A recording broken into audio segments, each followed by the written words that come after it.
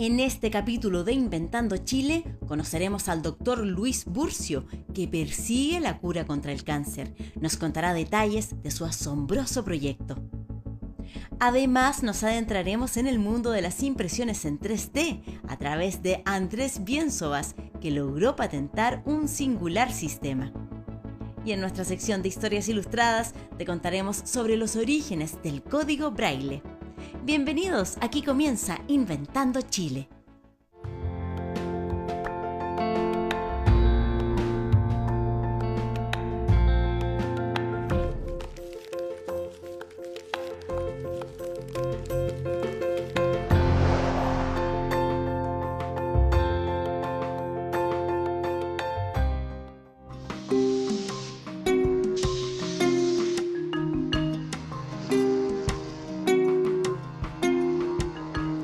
El cáncer se encuentra en la lista de las 10 primeras causas de fallecimiento en el mundo y agrupa a una serie de enfermedades que se desarrollan bajo su negativo impacto en el tejido celular. Es por esta razón que la comunidad científica ha buscado incansablemente una solución a este problema, pero los avances en la materia han sido más lentos de lo esperado. Sin embargo, hay un chileno que ofrece una luz de esperanza tras 20 años de investigación. El doctor Luis Burcio, junto a su equipo, logró desarrollar y patentar una droga que permite atacar células cancerígenas de manera selectiva sin afectar las células normales. Un avance que invita a soñar. Los estudios en laboratorio y en animales han sido alentadores. Ahora se viene la etapa más decisiva con las pruebas clínicas en humanos.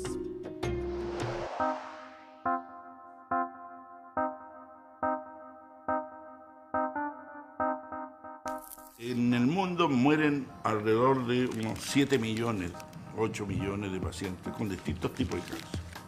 Yo soy de profesión bioquímico, o sea, de Concepción. Fundamentalmente, en lo que trabajamos es la naturaleza biológica del cáncer y nuevos enfoques terapéuticos para el cáncer.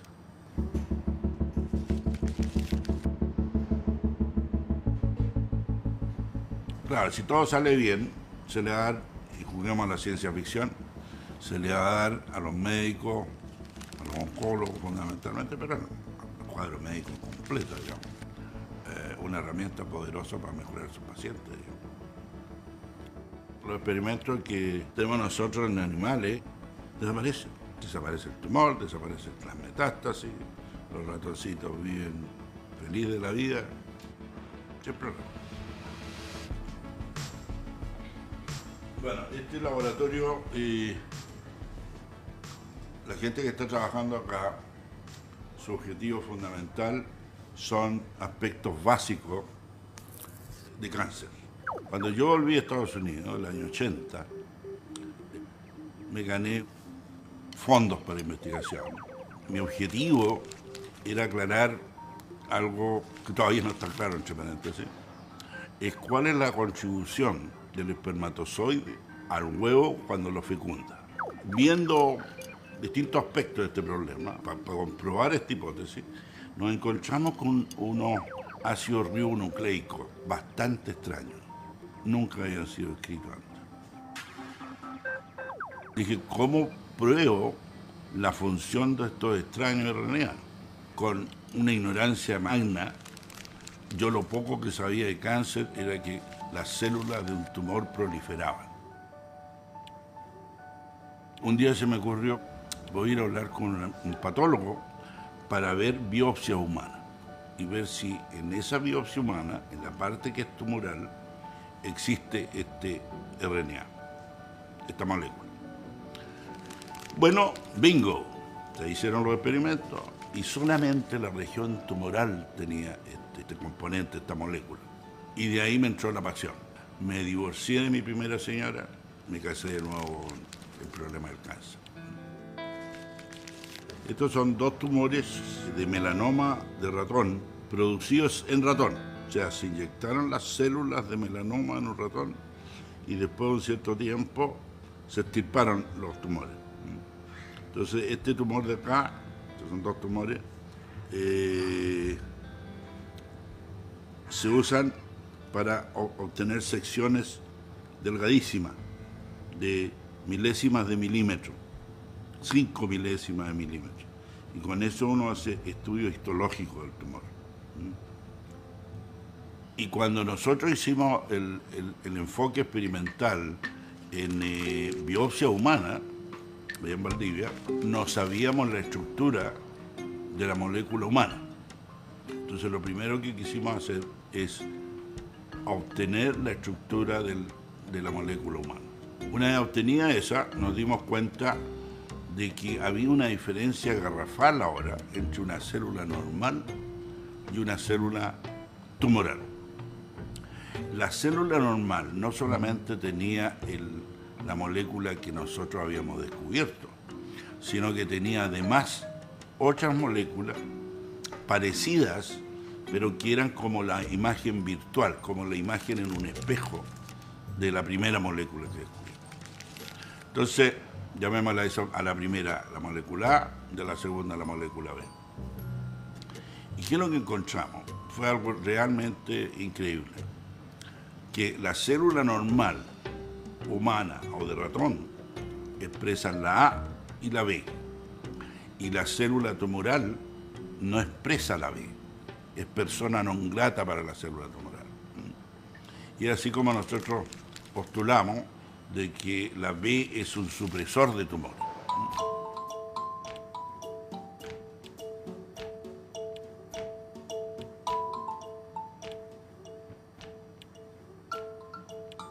Y eso nos tomó mucho tiempo por la sencilla razón de que estas no son moléculas sencillas, son harto complicadas.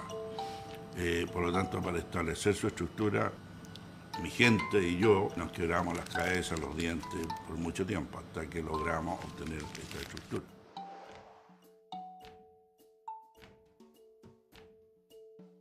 Después de la parte embrionaria que les conté, yo me vine a Santiago, invitado por el doctor Pablo Valenzuela. Entonces se empezó como a configurar un cuerpo, sobre todo para terapia de cáncer.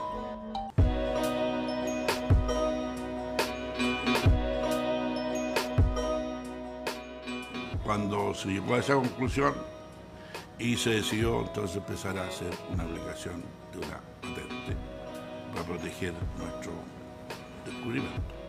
Tenemos patentes aprobadas en Estados Unidos, en Japón, en todos los países europeos, en México, en Brasil, en Chile, varios países. Pero de estas patentes y de esta investigación han nacido nuevos conceptos, nuevas ideas, nuevas invenciones, y estas han sido materia de otras aplicaciones de patentes que están en proceso en este momento.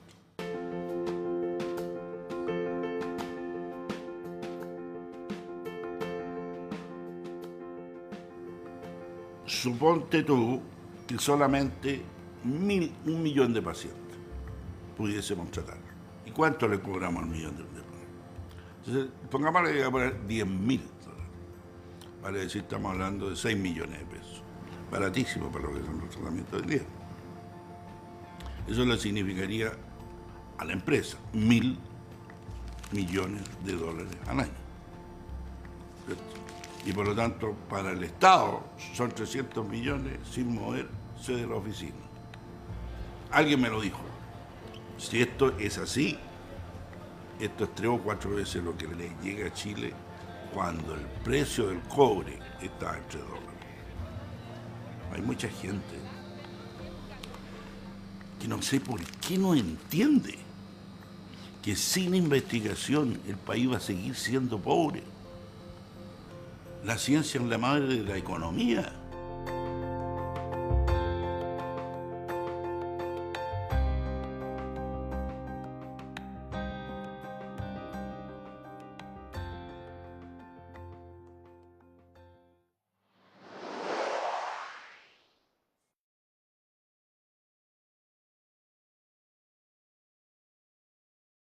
La creación de la impresora con las características que asentaron las bases actuales se remonta a la década de 1940. Ese año el matemático británico Charles Babbage dejó un plano de computadora junto con el mecanismo de impresión sin terminar. El modelo estaba formado por 4.000 piezas mecánicas y consideraba un peso similar al de una camioneta todoterreno. La impresión 3D, que ha llegado a revolucionar y repensar prototipos de impresión, se remonta a 1976.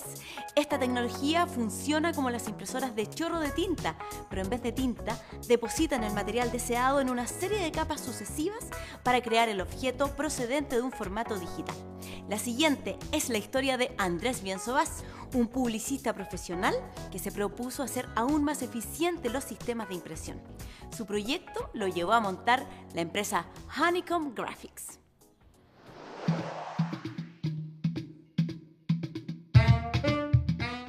Y al 2007 más o menos tuve que mandar a hacer una carpa para uso personal y recuerdo abrir una fábrica, le pedí al señor que mostrara las máquinas, cómo funcionaba el tema dentro y vi cómo sellaban las carpas, pedazos de carpa con otros los juntaban con radiofrecuencia, una técnica bien antigua, 40, 50 años, que es calor por inducción, lo mismo que el microondas, que le hacen pasar una electricidad o una frecuencia que hace vibrar la molécula, las acelera y la fricción entre ellas calienta el material. Entonces, me gustó mucho eso, me llamó la atención la técnica y me pasan una cosa como una pantonera, que era una colección de colores disponibles del material de PVC para la carpa.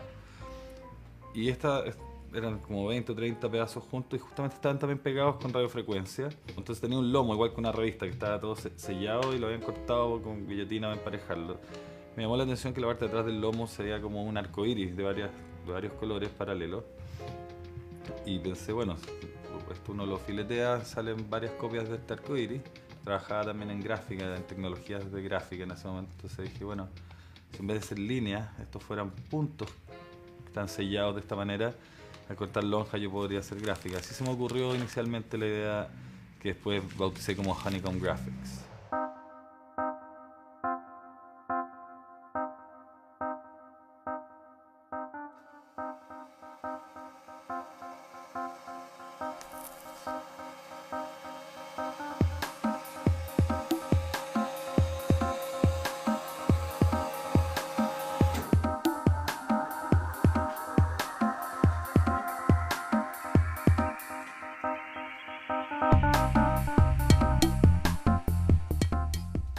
Inicialmente la idea era acelerar los procesos productivos de ciertos tipos de gráfica para señalética y uso en publicidad. Ciertos tipos de señalética que normalmente implican un proceso semi-artesanal que primero se imprime digitalmente por lo general y después hay que pegar eso sobre un material más rígido, cortar, troquelar y hacer hartos procesos para llegar a gráfica soportada sobre algo duro. Entonces la idea original era acortarle los procesos, hacerlo más rápido, porque en el mundo de la gráfica y la publicidad siempre hay poco tiempo.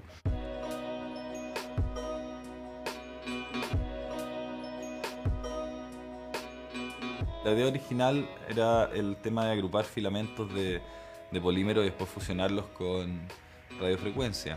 Pero en algún momento, cuando empecé a tratar de resolver el sistema de automatización que tenía que distribuir estos filamentos y me empecé a complicar con el mecanismo. Dije, no voy a lograr suficiente velocidad, etcétera.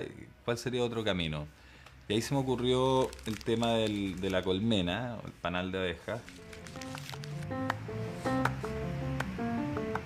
Es una colmena o un panal de polipropileno. En teoría existen a todo esto yo no inventé esto, existen hay una industria de panales huecos de polímeros transparentes.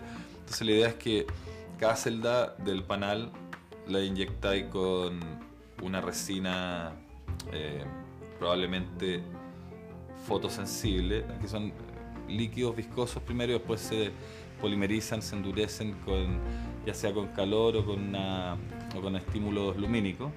Entonces rellenaba cada celdita con un color distinto, se se polimerizaba una vez que estaba dentro del panal y así se generaba un bloque. Y ese concepto fue el que nos dio el nombre de la empresa, Honeycomb Graphics, que quiere decir colmena, gráfica basada en las colmenas. Esta es una maqueta a escala, a escala 1 a 12, de cómo sería una pila AA. Y también, igual que con la otra patente, tenemos algunas lógicas de la impresión 2D mezcladas con la impresión 3D. Acá el tema se produce así. La impresión 3D va depositando capa sobre capa de material, extruyendo un filamento plástico derretido muy delgadito. En este caso, cada capa la tengo de casi 2 milímetros, pero es porque está a escala. Esas capas normalmente son de entre 100 y 200 micrones. Entonces, lo que nosotros hemos patentado es una manera de que al ir extruyendo el filamento, lo vamos pintando con una inyección de tinta casi idéntica a la que se usa en la impresora 2D, como la que tú tenías en tu casa, o todos tenemos. Entonces, al ir saliendo la extrusión, se va pintando. Y así se vería. Este es el efecto del Color Process CMYK, sea magenta, amarillo, negro, más blanco, que de lejos tú los combinas, hay un efecto óptico, neurológico, y tú produces, en base a estos 4 colores más el blanco de fondo, tú produces nuevos colores. O sea, acá de lejos se vería medio naranjo, pero no hay naranjo ahí, etc.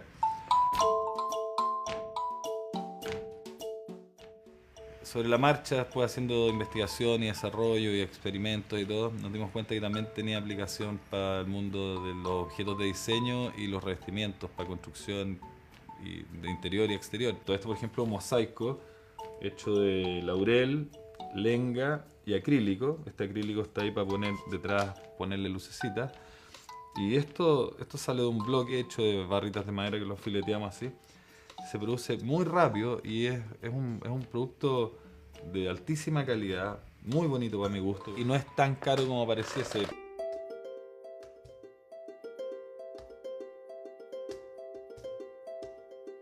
Para poder hacer de esto una carrera y poder vivir de esto, es importante patentar, pues es la manera de poder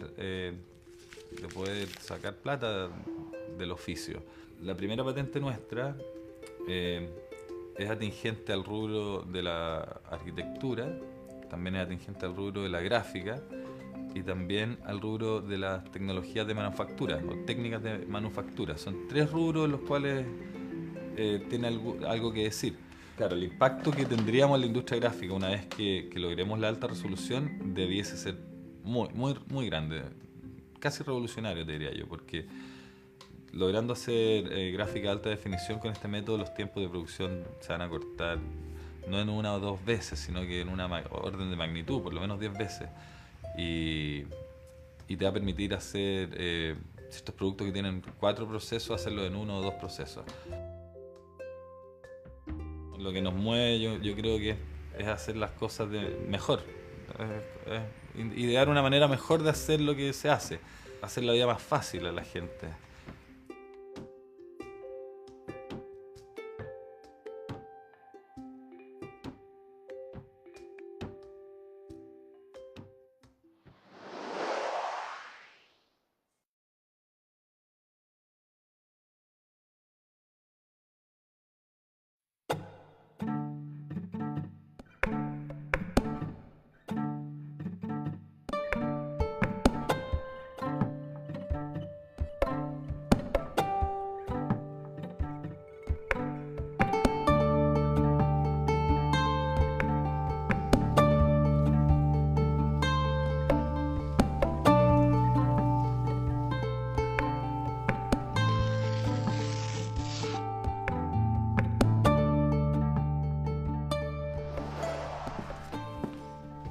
Bueno, llegó el momento de mirar hacia el pasado para recorrer aquellas frases de inventores que han dejado huella. Como por ejemplo, grandes descubrimientos y mejoras implican invariablemente la cooperación de muchas mentes. O esta otra, concentra todos tus pensamientos en el trabajo que estás haciendo. Los rayos de sol no queman hasta que se concentran en un punto. Estas ideas son parte del legado del estadounidense de origen escocés Alexander Graham Bell, científico e inventor que es recordado como uno de los precursores de las transmisiones de voz a distancia. Con estas inspiradoras ideas, los invito a revisar la siguiente cápsula que da cuenta de otro importante sistema de comunicación. Probablemente pocos imaginan que el verdadero inventor del código Braille fue un niño de 12 años. Su nombre, Louis Braille, a quien se le ocurrió la idea cuando un soldado visitó su escuela para presentar su invención que permitía leer de noche. El objetivo de ese invento, compuesto por 12 puntos en relieve, era que los militares pudieran leer mensajes simples en plena oscuridad. El pequeño inventor redujo a 6 el número de puntos en relieve y 3 años más tarde publicó su primer libro en este formato. Posteriormente añadió símbolos musicales y matemáticos, hasta que en 1868 el código se masificó y en la actualidad las personas no videntes lo utilizan como medio de comunicación en prácticamente todo el mundo. Y así hemos llegado al final de otro episodio de Inventando Chile. Nos encontramos en una próxima oportunidad. ¡Chao!